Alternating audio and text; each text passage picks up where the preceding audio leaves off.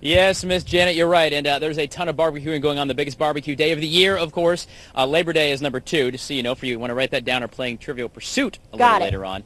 And the number is 90%. 90% of us who own grills will be using it today. So earlier we actually talked about some of Chef Gary's fancy hot dogs. And we're not talking just the old American wiener. We're talking about some serious, almost gourmet-ish kind of things. What do we got going on? Man, we have a bacon-wrapped hot dog. It is my take on the BLT, world's favorite sandwich, throwing a hot dog in it. But first of all, I want to talk a little bit about the grill. You're not going to have a successful barbecue unless you set up your grill properly. Yeah, listen, I see that you're not a Hank Hill fan. No propane and propane accessories. You're a charcoal guy. Hey, you do what you got, but I got to tell you, charcoal is the way to go. You want that smoky flavor. That's the only way you're going to get that wonderful smoky flavor.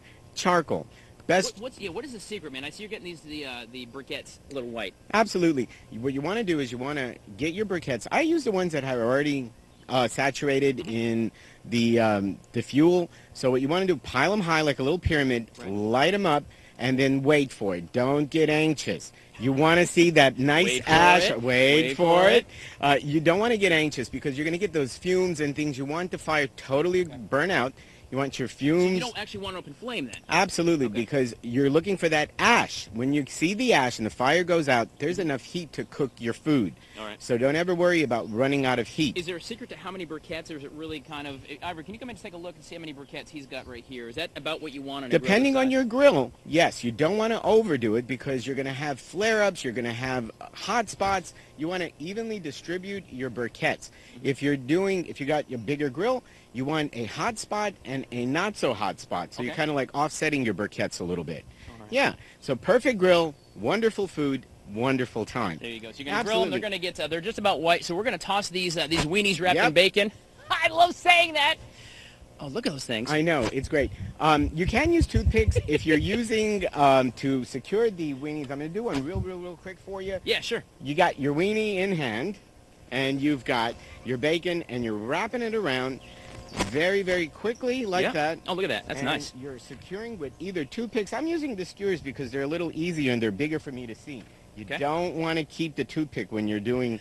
You know, I've actually caught a toothpick in, yeah. So that's why I'll go with the bigger one. And then you're done.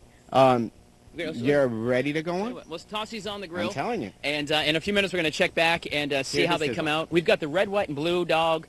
This is the Patriot Pup. Patriot Pup. Right? And then we have Old Glory. Old Glory. Absolutely. Will make you stand up and salute.